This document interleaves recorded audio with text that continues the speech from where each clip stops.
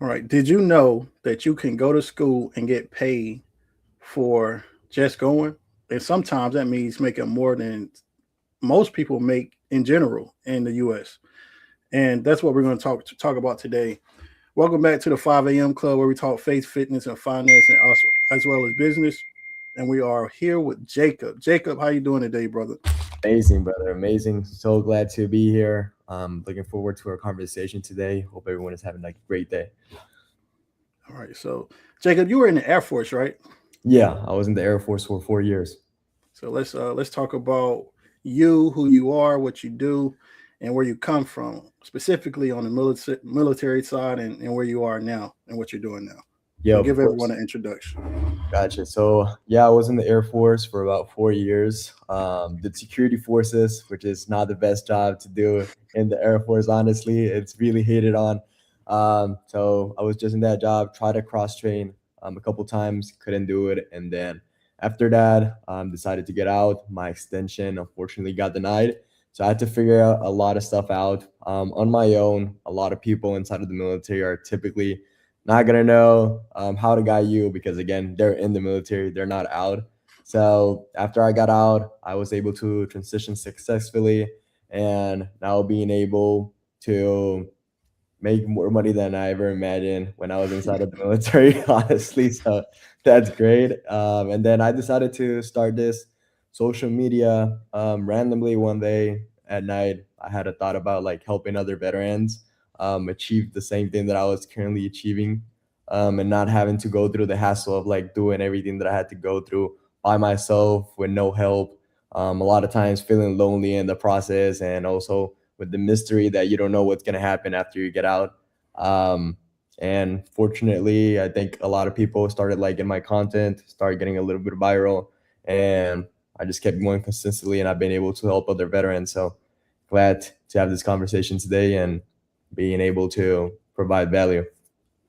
And that is dope, man, because I know when I got out, I didn't know what to do.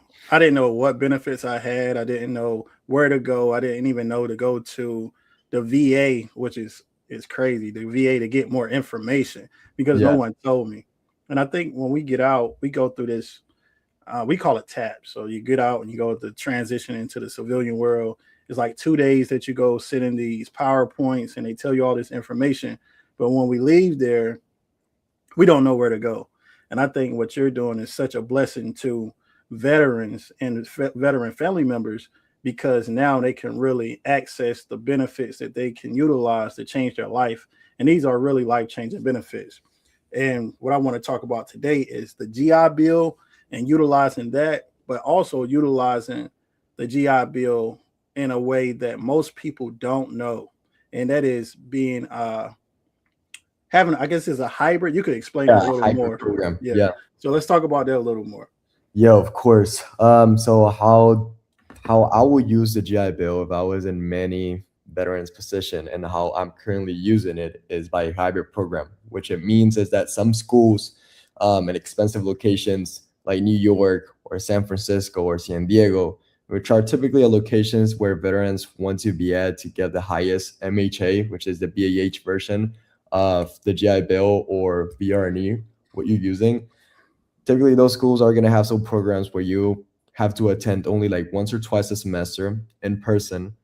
So what a lot of people do is, let's say if they're in one state that is kind of close to it, where the BAH maybe is way less than that state, they would just go catch a flight, and even spending money on the flight and the hotel going to that school, they will still get to pocket more money at the end of the month once that GI Bill VAH comes in.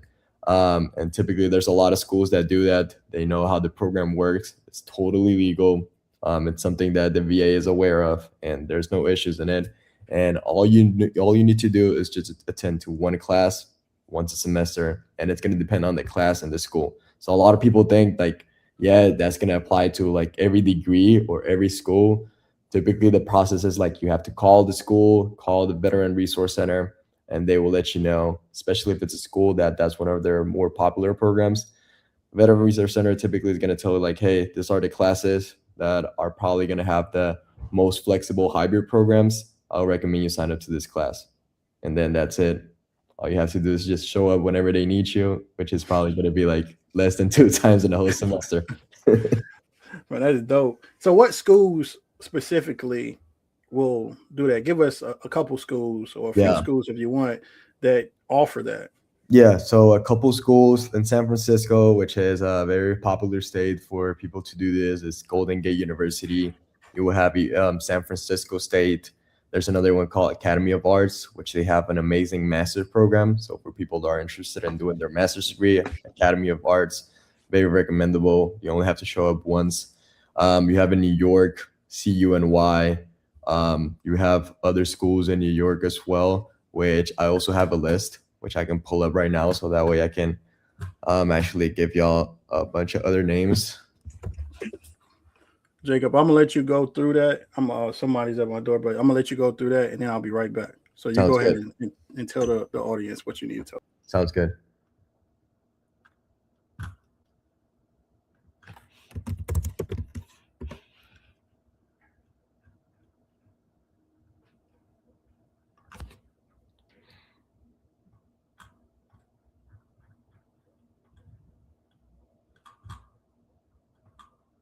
So a couple other schools are Fordham University, Columbia University, Seton Hall. You have Bay Atlantic University, UMGC, and there's a lot. I actually have a list. So if anybody wants a list, you can contact me and I'll send it over.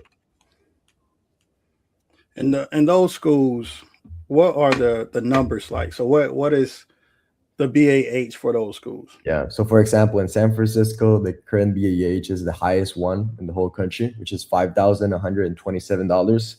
Then you have New York, which is the second highest paying state, which is going to be a little under $5,100. So you're still getting more than $5,000. And then some of the other schools, like in San Diego, which they have one called CIAT, you're going to be looking at $4,000. It's a little bit less, like 3,993, which $7 closer to 4,000. And yeah, those are like the states that I'll recommend most of the times because are the highest paying ones. If a state is paying less than $3,000, it's not really worth the travel at that point. And even with these states, if you're in Florida, I will not recommend you going all the way to California because you're gonna end up spending more money. So be smart about using this benefit. Yeah, and with these benefits, right? So it's completely legal. The schools know about it, and any veteran can use it, or is it a Yeah. stipulation on what types of veterans can use this? So any veteran with GI Bill left can use it. And but the best benefit that I recommend using is VR&E, to be honest. What VR&E does is unlocks a lot of more years of, I mean, if you want to do the education track, VR&E typically has four tracks. So it has like self-employment, then it has like career one, then it has school one, and then it has another one. But the school one is the one that I recommend the most because the GI Bill is going to cover 4 years of school. But if you get approved for VR&E, which is a little bit hard, but if you have a plan, you can get approved for it.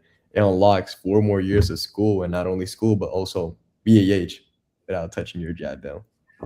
So let's talk about VR in depth really quick because I know a lot of people have confusion. I see a lot of people talking about it, and VR&E is veteran readiness and employment, right?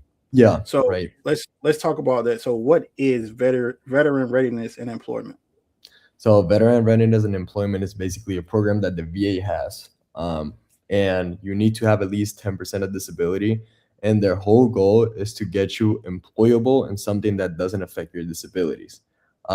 So they have different tracks where if you need to start a business, which is a hard track to get approved on, I typically don't recommend going for that track because what they look for is that you really cannot like relate to people at all. You cannot be around people. So your PTSD or anxiety or depression has to be to the extreme where you cannot work with people. And then maybe they will approve you for self-employment. Then they have the long-term services, which is the education services and certifications, which what they do is they will get you in a program with a school that the main goal for them is you go do the program, you go do the certifications that you need. They pay for all of that.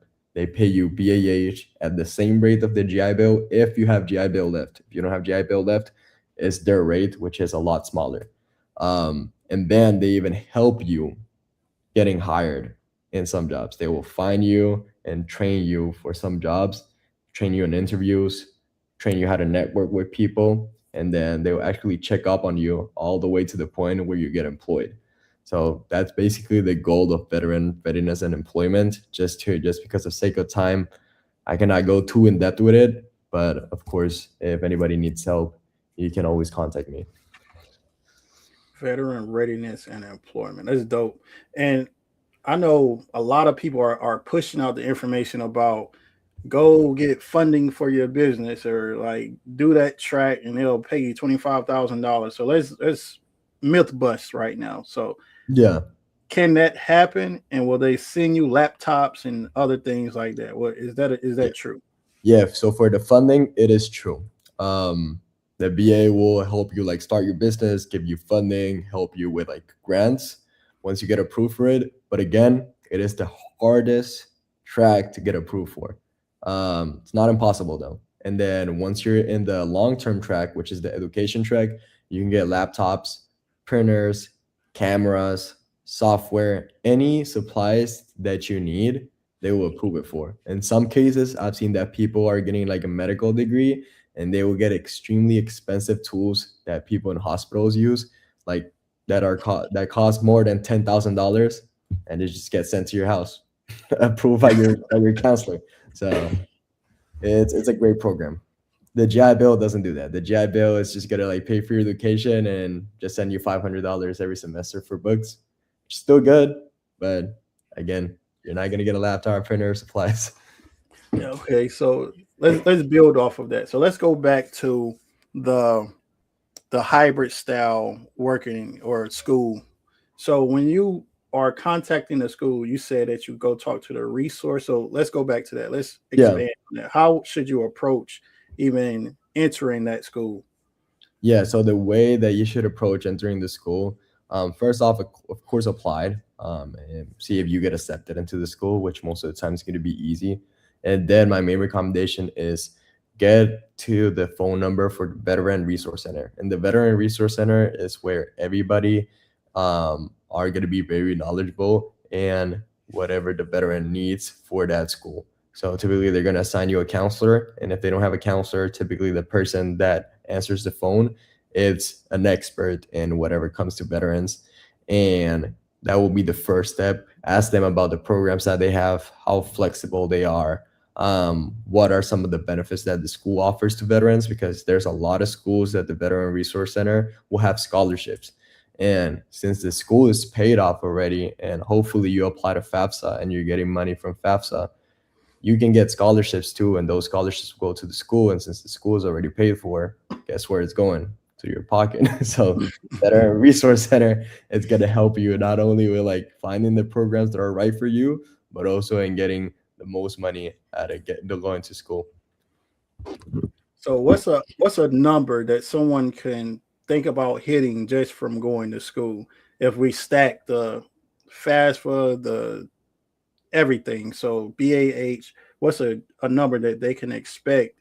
Not saying it's promised, but they can Yeah. expect from going to school during this hybrid program. Yeah. So doing real numbers, for example, if you go to the most expensive zip code, which is San Francisco, you're making about $5,100 a month, 10 months out of the year if you're going fall, spring, and summer, which is what I recommend. So that way you're looking at a very consistent income instead of going like 3 months in summer without getting paid. So right there, you're looking at about over $60,000. Then if you add FAFSA, also if you go the three terms, which is spring, fall, and summer, then you get an extra $10,000, which is going to be $3,700 each semester, aside of summer, because in summer typically you need less classes to be full time. And then if you add scholarships in there, which typically can range anywhere from 1,000 to 25,000, but let's shoot for the low and say $2,000, then you're looking at almost $80,000 in a year net after taxes that you're getting paid just to go to school. For going to school, and that's not even counting what you get from disability a month. Exactly. So, Exactly. so let's say if you were 100% and you did this, that's about 48 grand on top of that number that you said. So you're already in the upper, I wouldn't say middle class, but Yeah. in the upper class of income just by going to school after you're a veteran.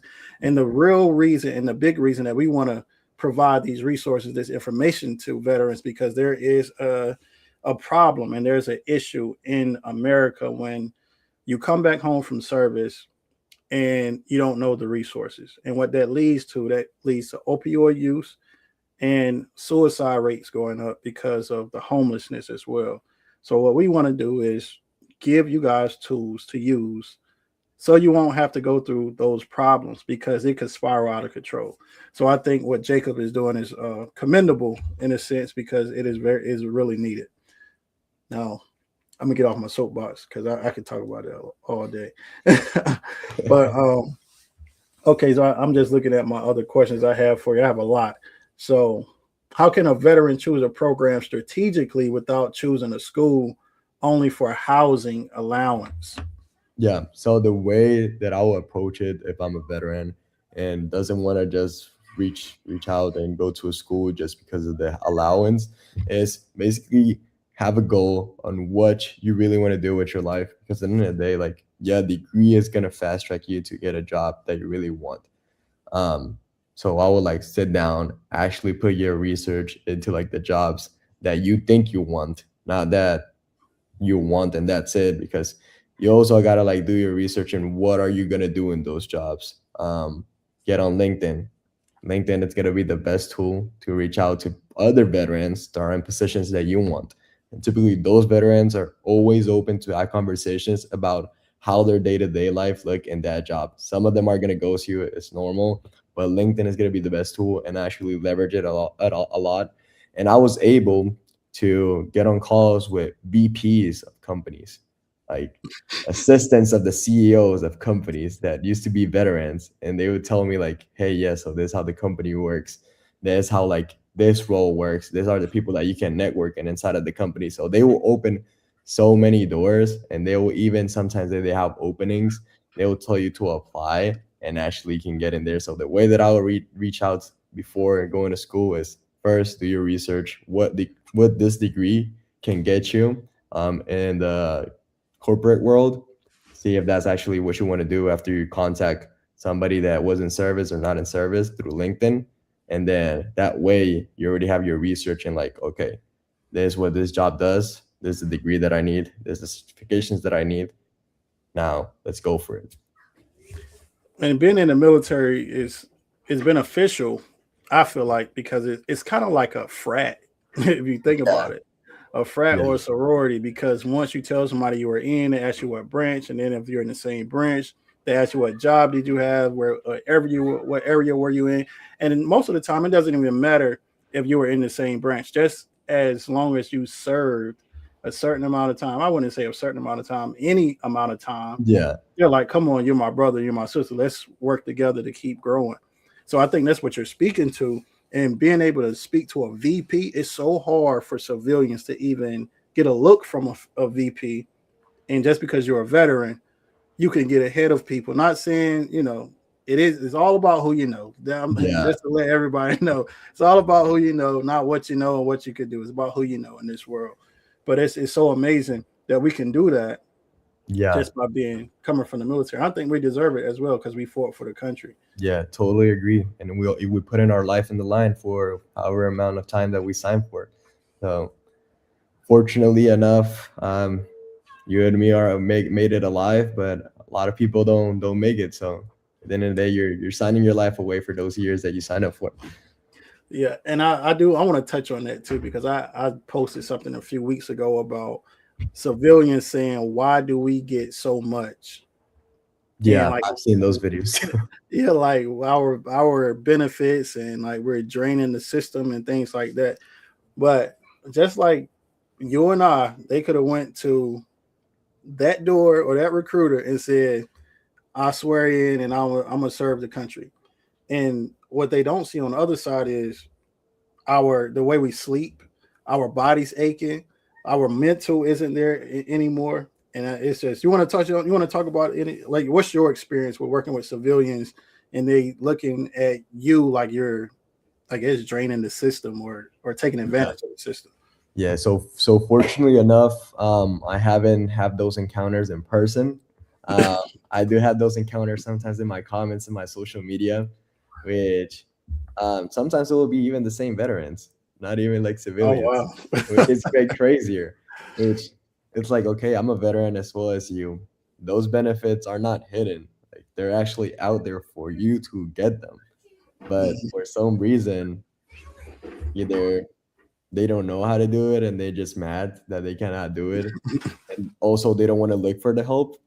And in the civilian side, it's I agree with what you said. You had the chance to go to the recruiting office and sign. Why you didn't do it? And they always looking for people. So Always looking for people. The age limit actually just went up too to yeah, go. So if you're a civilian and you want these benefits, not saying you're good. And let me be clear, I'm not joking about this because you might not make it out, right? yeah, So we have been in different situations that a lot of people don't make it. I know I have friends that didn't make it back home. So just know what you're signing up for when you do sign up for it, and don't think you're just going to sign up and get benefits, because that's not the case. But let's go to another subject, because speaking of not making it home or making it back in one piece, there is another program that your family members can support you if you are disabled as a veteran. Let's talk about that a little bit. yeah. So there's one benefit called let me look for it because it's a long name, but there's aid in attendance, which is one that I want to go into after the first one, which is primary family caregiver, which is a VA benefit where your family can get paid to take care of you. How it works is that you need 70% disability. After that, you have to demonstrate proof that for 6 months you haven't been able to sustain yourself, and the fact that, let's say, you cannot bathe yourself, you cannot cook for yourself, you're laying on bed all day, or you have like extreme disabilities are very severe, which you cannot take care of your own self and you need people actively taking care of you. The VA, what they do is you apply, they make an evaluation, and after they do it and they approve you, depending on the state that you're in, they're gonna pay your family member. It can be some, or it can be a roommate too. It doesn't necessarily have to be a family member. They have to be 18, and typically they will pay you at the different GS level, which is the level that the government uses to pay like federal employment. So it can be anywhere in plan like 2,300 $2,400 all the way to almost $4,000 just to take care of you. um yep, it is a benefit that it's sometimes pretty complicated process to get approved for, but if you really need it, I will highly encourage you to do it.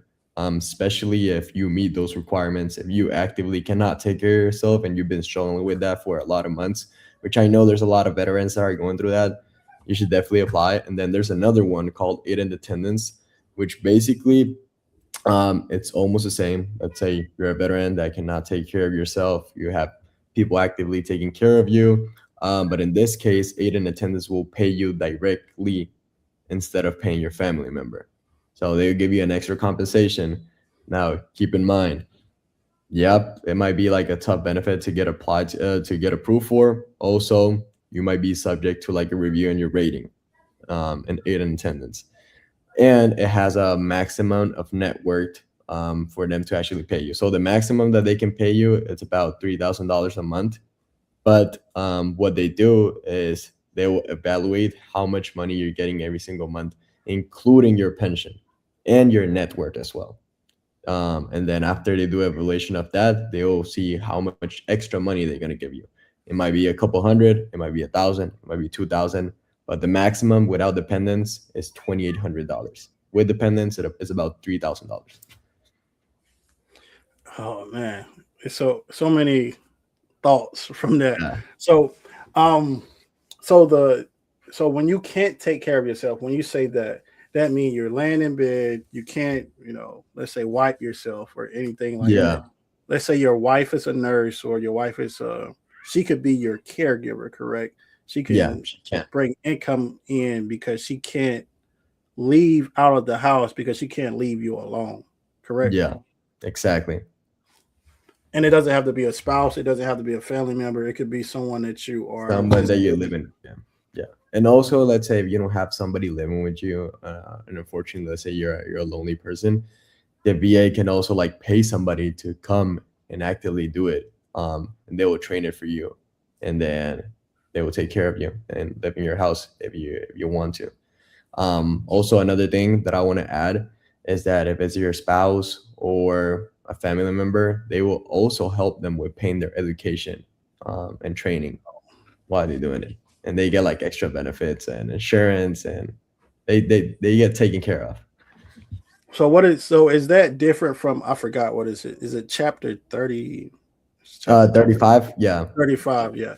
yeah, Is it different? it is different. So what's the difference between those two? Yeah, so chapter 35 is basically if you're 100% PNT, then your spouse gets to go to school, all paid for. Of course, there's a limit. It's not like you can go to whatever school you want if you're a spouse, unfortunately. But there's a certain amount of money that they give you, and then from that money, you can spend it a portion in school, and then another portion you get to keep if you need it. Okay, so that's chapter 35. But what Yeah, you're referring to is, what are you referring to? What is it yes. called? So the caregiver, so whenever they taking care of the veteran, if they really need those services, if it's your spouse and she's actively taking care of you, then they will actually like pay for, let's say, certain trainings or certain education that will help her with taking care of the veteran. So, for example, if she wants to go to get a medical degree, then they can pay for it. Oh, that's dope. That's It will not touch the chapter 35, and in some cases um she doesn't even have chapter 35 because you need to be at least at 70%. So let's say if the veterans at 70%, they don't have access to chapter 35, and unfortunately like their spouses or dependents cannot go to school. But then if they're actively taking care of you and you're not 100% PNT, then they get a lot of benefits that 100% PNT veterans get. Oh man. So now I'm intrigued about something because I you just blew my mind because I thought you had to be 100% for your spouse to go to school, not at 70%. Yeah, if you're at 70 and you get approved for the family caregiver program, then she can go to school. Oh, that's dope. That's Yeah. that's dope. All right. So let's go to the next set of questions that's involved there. Let me pull them up here. Now,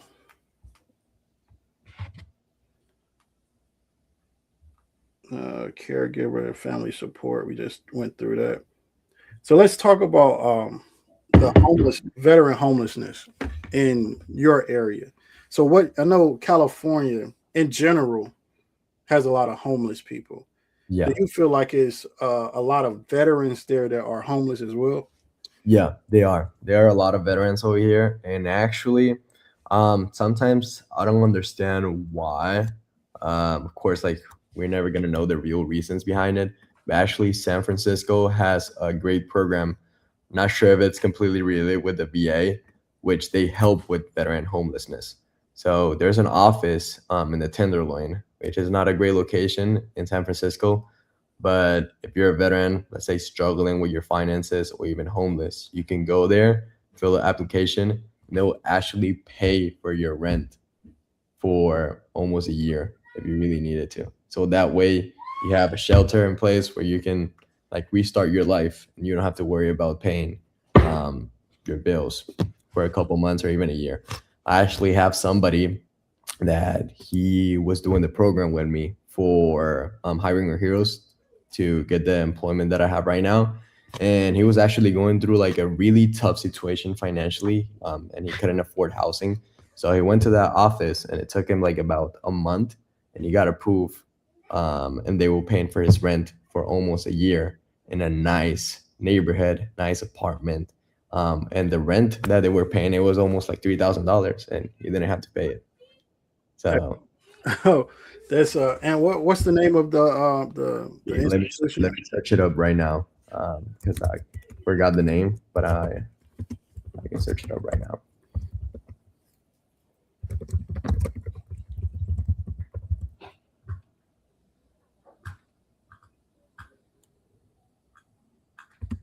So it's called Swords to Plowshares. And I That- can also text it to you so that way maybe you can put it in a pop up or in the chat. Um, yeah. So go ahead, text it to me, and I'll put it in. so it's this one. Let me see here. Swords to plowshares. Okay, let me put a banner here. Yeah. And I really think that's, if not the best program for homelessness in San Francisco. I'm not sure if it's in other places yet, but definitely I think that that foundation should expand to other states as well and other cities.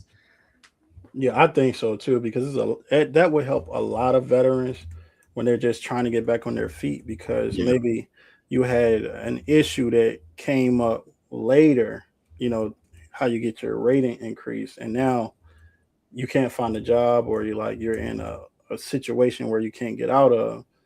So I think if they expand it, and if you guys find this video, expand to different states because yeah, it's I think every state has similar problems.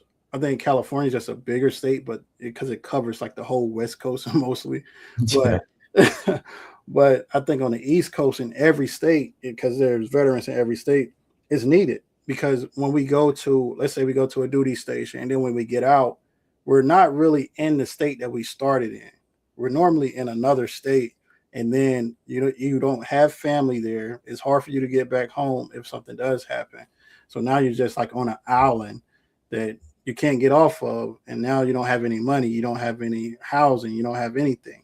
So if you're watching, please start it in different states. And if you need help starting it, come to me, come to Jacob, and we'll help you. We'll help you get it started in other states as well because yeah, we're very passionate about what we're doing now. All right. yeah. Totally agree. But yeah, that's a program that I wish it was um, more public because yeah, they have a website, um, but it's not promoted. It's very hidden. A lot of people don't know about it, and I think that that will fix a lot of issues with the homelessness and veterans in the Bay Areas, especially. And also, they only have one location where you can apply. I think they should open other locations, so that way they have more visibility. But um, again, swords to plowshares. If you're watching this, hopefully you take the recommendations.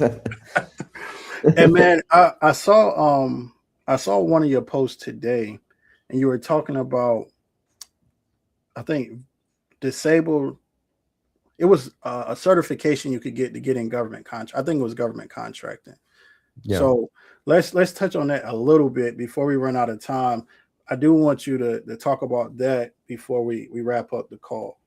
Yeah, so there's ways to get free certifications, not only as a veteran, but also in the military. So I can start first, like in the military, depending on the branch that you're in. Let's say if you're in the Air Force, it's gonna be AF cool. If you're in the Navy, Navy cool. So whatever branch you're in, just add cool, cool like cool stuff. And then typically they're gonna be in the education center. They're gonna have some people to guide you. If they're not, then you can just search it up and then start your application. It takes a long process, maybe like a month, because how it works is the supervisor has to approve it, then the education center has to approve it, and then the commander has to approve it. And it's about a little bit over $4,000 that you can use only once in lifetime. So if you're doing one contract and you're getting out, then that's your only chance to use those over $4,000 to get a certification. The certification typically has to be to help you with your current job in the military, but there's a lot of times that, let's say, your AFSC or MOS has different branches inside of your job. So, for example, I was in security forces, which a lot of people think is just you're a guard in the gate checking IDs or you're a cop, which in reality, security forces has a lot of branches. It has cyber, a little bit of cybersecurity in, where they actually have like a security manager. So if they have a security manager, then you can get cyber certifications, and technically it will help your job. They have also the logistics inside of security forces where they receive like everything for to supply like the vest and supply like helmets and stuff like that. So you can get certifications for logistics and procurement and purchasing or even government contracting. Because technically, when you're working, let's say in security forces, which is a broad example, of course, it's going to depend on your MOS. Um, if you get a procurement or a government purchasing certification, then you're looking at that. You can get into government contracting once you get out. So that's just a quick summary on how you can get it while you're in active duty. Remember those programs, and then after that, just go through the process, and your supervisors typically can guide you through that. And also, if they're not being super helpful, like a lot of supervisors are in the military, then don't hesitate in reaching out to me. And then the veteran way, you can do it by V.R&E.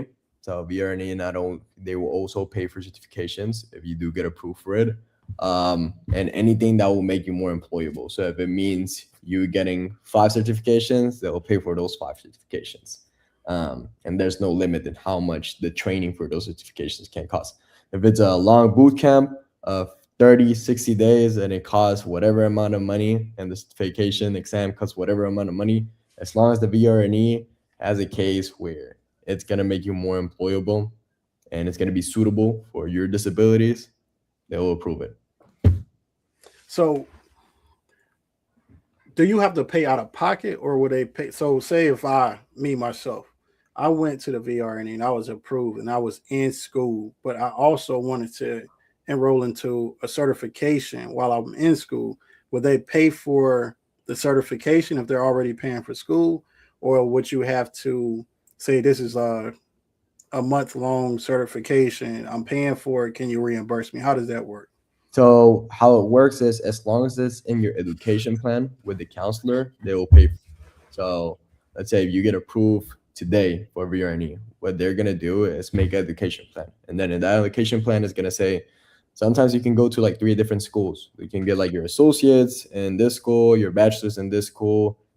Sometimes they're not gonna approve, of course, like a associates, bachelor's, and masters, but typically they will like do associates, bachelor's, and then you can also tell them, oh, also I need to get this certifications because it's gonna be gonna make me more employable in this roles that I want to get into. And then they can include those certifications in the training plan, and you can also include what school or what boot camp or what training do you want to get before actually getting those certifications. And then after that, you have to get an invoice from the company, and then the VRNE will just send them a check and you're in. And in some cases, if there's issues, or let's say the company don't really works that way, then you pay out of pocket and they reimburse you in a month or a month and a half. So it's a win-win either way. So Win-win. Yeah, exactly. so they're gonna pay you, or they're not gonna pay you, and they're gonna still pay you later. So Yeah, it doesn't really matter what direction it's in. It's like they're just trying to make sure that you are successful in the direction that you're going in. yeah.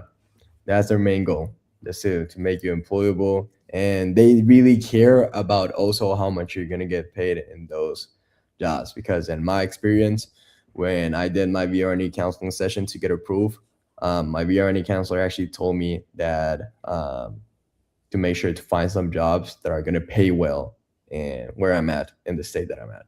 And I was like, okay, nice. So, and they will help you get those jobs too during the Yeah. program. So they're not sending you to like assembly lines or like road work or anything like that. So They're sending you to legit jobs to make yeah, a good income. yeah. Unless you want to go to trade school, because they also approve trade school and you actually enjoy getting hands-on work, then if that's what you want and they approve it, then you can get into a trade school as well. And I would say this, my suggestion to anyone right now is it's not too late for AI. So like I know it's like everyone is using AI and things. It's still growing though. It's still being governed. So if you want to go to school, I would suggest figuring out how to go to school to implement AI or learn a skill with AI, because that's going to be here to stay. And don't be fearful of the job being taken or a robot taking your job. Just learn how to build the robot. That's what I say. Just learn how Yeah, to build a exactly. robot. Yeah. So Yeah, and also AI is always gonna need a person behind it. Your job is typically some jobs, yeah, of course. Unfortunately, they can get automated, but a lot of jobs, like mine personally, for example, which is a sales job, yeah, they can use AI for it, but you're always gonna need a human to close the deal because a human is not gonna buy from a robot. no, and Yeah, that's proven. It's facts. yeah, It's proven. It was a study that came out. I forgot the statistic, but they said like when you're using AI, and this is why I'm telling everyone this, you could use AI and they could be responsive and things like that. But at the end of the day, your human brain responds better to a human voice rather than a robotic voice. And until that happens, and it's like androids walking around, yeah, take advantage of you being a human because it's always going to need a human behind the machine. Just like you have a laptop, you have the internet, it's going to be humans to make the decisions that robots can't make or yeah, AI can't make, whatever you want to say. Robots, yeah, AI, all the same. yeah. You just got to know how to implement AI into your job and make it better, and you're never gonna be replaceable at that point. So I know we're getting short on time here. So Jacob, tell everyone where you are, where they can find you, and what's next for you as far as giving these resources out. Yeah, of course. So the way everyone can find me is Instagram, TikTok, making a YouTube pretty soon. All of them have the same tag, Jacob Rincon, CA. And typically, my services so far are going to be consulting calls. So, for example, if you're a veteran that is struggling with your transition, because I know it's a long process, it can be extremely hard, it can be a full time job. I went through it, it took me a lot of time. And what takes time is actually planning what you want to do. So, I consult, let's say, transition members into building that good plan where when they get out, they're able to transition into a successful position and they're not struggling. Also, for V.R&E, I make sure that veterans do get approved for V.R&E because it can be a hard process to get approved for, especially with some counselors are not the best out there. You have to know what to say. And I've helped over 60 veterans already get an approved for V.R&E. And then I also have a partnership with somebody that will give you a VA rating increase. Of course, there's no guarantees because at the end of the day, like the VA are the ones that are going to rate you, but he will help you during the process, prepare all the paperwork, all of it for free. He does have a flat fee if he does get you an increase. Then I have another partnership with somebody that does business funding for veterans, military, civilians, and all of those links.